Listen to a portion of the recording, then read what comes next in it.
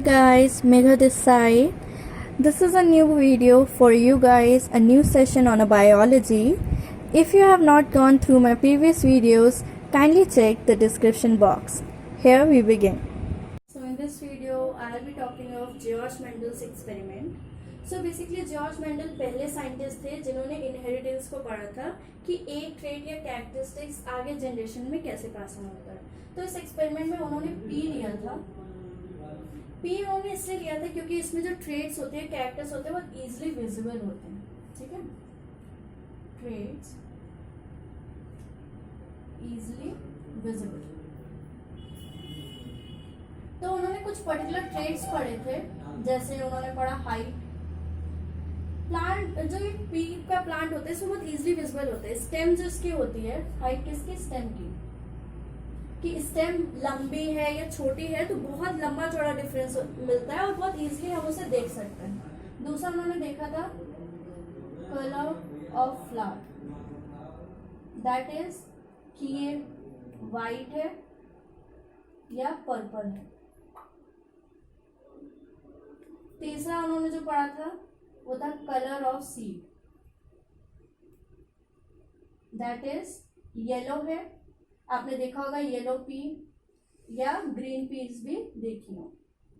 और एक उन्होंने कैरेक्टर और पढ़ा था जो कि था शेप ऑफ सीड, जिसे हम बोल सकते हैं रिंकल्ड। रिंकल्ड मतलब कुछ इस तरह से सीड का शेप या पर्टिकुलर राउंड थी वो।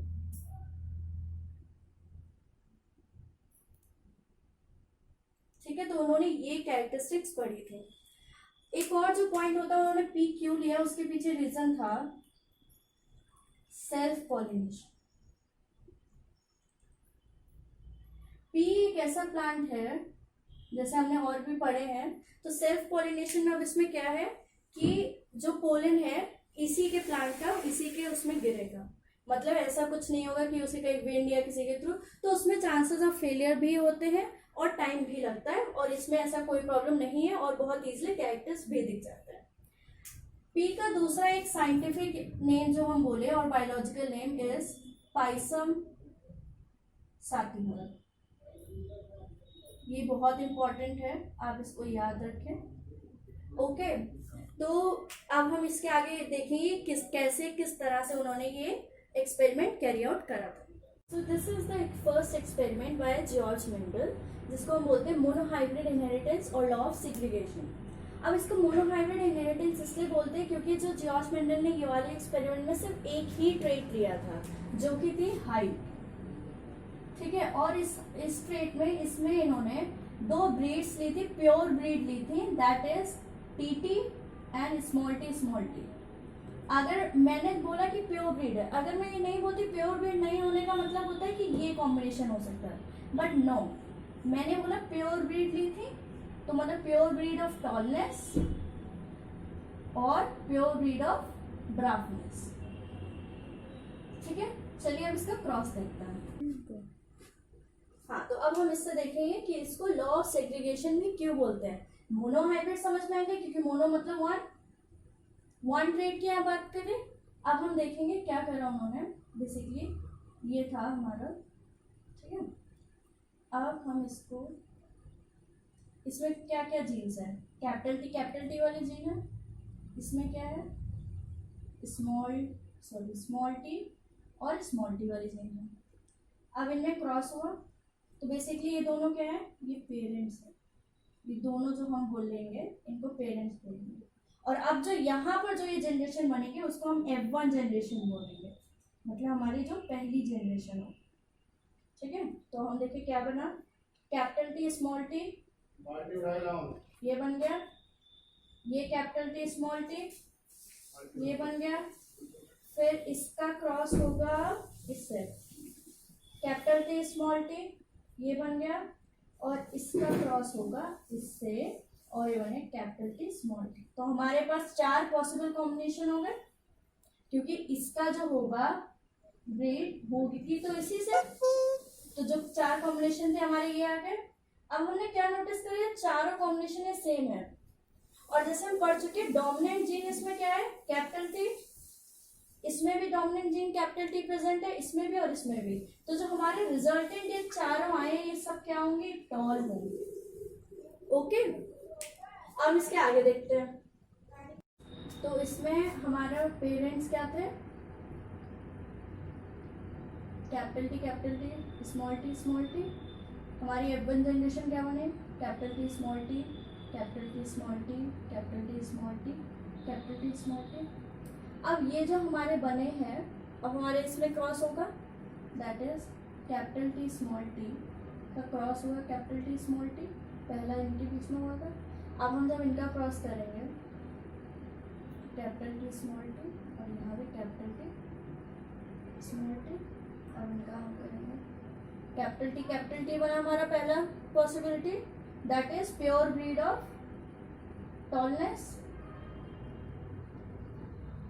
इसका क्रॉस हो जाएगा तो स्मॉल टी, ये हमारी प्योर ब्रीड किसकी बन गई, ड्राफ्टनेस हो गई। और अब हमारा ये कैपिटल टी का स्मॉल टी के साथ होगा और इस स्मॉल टी का इस कैपिटल टी के साथ होगा, मतलब कैपिटल टी स्मॉल टी। ये दोनों प्योर ब्रीड्स नहीं है लेकिन दोनों टॉल है। तो हम अगर अपना रेशियो देखें तो बेसिकली अब जो हमारी F2 जनरेशन आई है वो है capital T small T and small T. तो 3 हमारा टॉल है और 1 ड्राफ है, ठीक है। तो ये हमारा जीनोटाइप था। अब हम अगर फिनोटाइप के हिसाब से भी अगर देखें तो हमारा जो आएगा रेशियो वो क्या आएगा, 3:1। चाहे जीनोटिपिकली देखें चाहे फिनोटिपिकली, जीनोटाइप के हिसाब से अगर हम देखें तो हमारा रेशियो आएगा 1:2:1। 1 capital T, 2 capital T small T और 1 स्मॉल टी।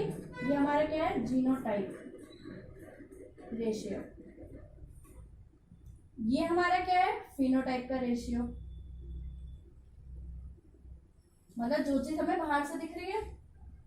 तो अब ये समझ में आ गया और ये हमारा हो जाता है final result of this law of inheritance. First law of inheritance हमारे यहाँ पे आके क्लियर होता है जब हम उसका जीनोटाइप रेशियो और फिनोटाइप रेशियो बताते हैं। सेग्रीगेशन का मीनिंग होता है सेपरेशन, ठीक है। हमारी ये जो जीन्स होती हैं ये ऐसे ड्यूप्लेट फॉर्म में होती हैं। तो जब ब्रीडिंग होती है तब ये जो होती है सेग्रीगेट कर जाती है, मतलब सेपरेट हो जाती है सिंगल जीन्स में, ठीक है। अब ये सेग्रीगेट हो गई और ये सेग्रीगेट क्यों होती है कि फर्दर जब इनके कॉम्बिनेशन बने तो फिर ये ड्यूप्लेट फॉर्म में एक नया कॉम्बिनेशन रेडी कर सके। अब एक चीज इंपॉर्टेंट आपको याद रखनी है वो ये है कि आगे जब ट्रांसमिशन होता है जीन का तो ऐसे ड्यूप्लेट फॉर्म में होता है, भले कितने भी कॉम्बिनेशन बने। जैसा हमने देखा था कि हमारा जो सेकेंड F2 जनरेशन थी, F2 जनरेशन में हमारे कॉम्बिनेशन थे capital T small T, capital T small T and capital T small T. तो 4 पॉसिबिलिटी थी, ये होगा पास ऑन कोई एक ही, चाहे तो ये पास ऑन हो या तो ये हो या तो ये हो या तो ये हो, मतलब ये सारे पॉसिबिलिटी जरूर है बट पास ऑन एक ही होता है। ओके, अब हम इसका रिजल्ट देखते हैं। Yes, so here are the results of our first experiment by George Mendel. Mendel का जो पहला रिजल्ट था वो ये था, Mendel said that each trait is determined by a pair factor. That is अगर टॉल है या शॉर्ट है वो उसके जीनोटाइप पे डिपेंड करेगा और जिसे हम बोल सकते हैं इनहेरिटेंस फैक्टर। तो उनका सेकेंड रिजल्ट ये था कि जो हमारा फैक्टर ऑफ इनहेरिटेंस है दैट इज़ टॉलनेस का कैपिटल टी या हमारी ड्राफ्टनेस का स्मॉल टी ये सेपरेट हो जाते हैं और जो कि आगे गैमेट्स के थ्रू ट्रांसमिट होने के लिए they combine at the time of breeding. Result ये था कि जैसे कि वो हमारे आगे ब्रीड होने के लिए सेपरेट होते हैं तो जब ब्रीडिंग के टाइम पे जो हमारा टॉलनेस का फैक्टर होता है, जब हम प्योर ब्रीड लेते हैं टॉलनेस की, और जो ड्राफ्टनेस का फैक्टर होता है वो कंबाइन होके एक कॉम्बिनेशन बनाता है जो कि होता है capital T and small T, और जो कि जिसमें हमारा कैपिटल टी डोमिनेटिंग जीन है, इसलिए जो ओवरऑल रिजल्ट आता है वो होता है टॉलनेस। हमारा जो फोर्थ एंड लास्ट रिजल्ट था वो ये था कि जो फर्स्ट जनरेशन होती है F1 जनरेशन, वो F2 जनरेशन के लिए एक दूसरे में ब्रीड करती है। ऐसे दैट इज़ F1 जनरेशन के जो रिजल्ट्स होते हैं, दैट इज़ जो हमारा आया था capital T and small t, and capital T and small t वो एक दूसरे में ब्रीड करते हैं, जिससे हमें हमारी F2 जनरेशन मिलती है। और जो हमारा फाइनल रिजल्ट आता है वो होता है 1:2:1. This is as per the genotype, and as per the phenotype it's 3:1. Thank you guys. Now we will look up for the next experiment in our next video, that is law of independent assortment, along with the study of the blood grouping and also the transmission of chromosomes and gametes in humans. Thank you.